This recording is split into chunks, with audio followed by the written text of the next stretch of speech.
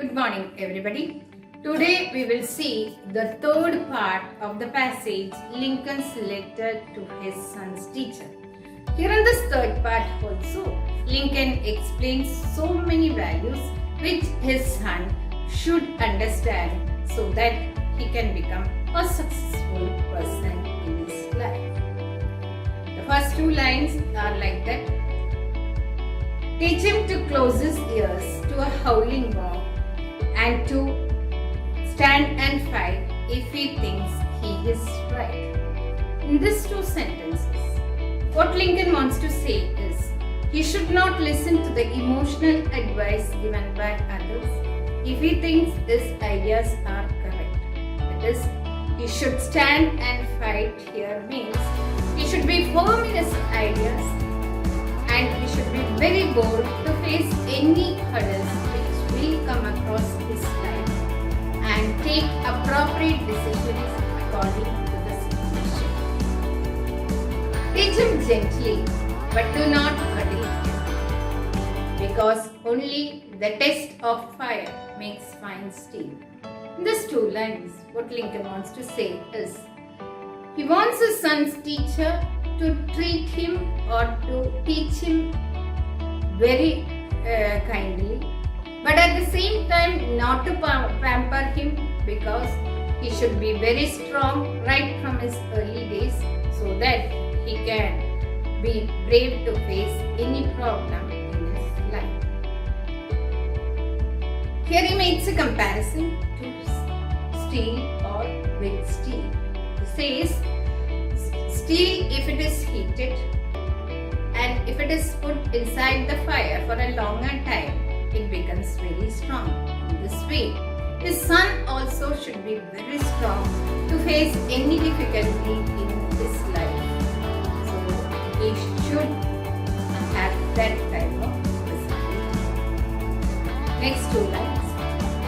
Let him have the courage to be impatient. Let him have the patience to be brave. These two sentences, what Lincoln wants to say is, his son should show impatience. That is, he should be impatient to achieve the goal in his life, and he should have the courage in his life or to face any difficulties in his life. And at the same time, he should learn to be patient to become brave in his life. Next two lines.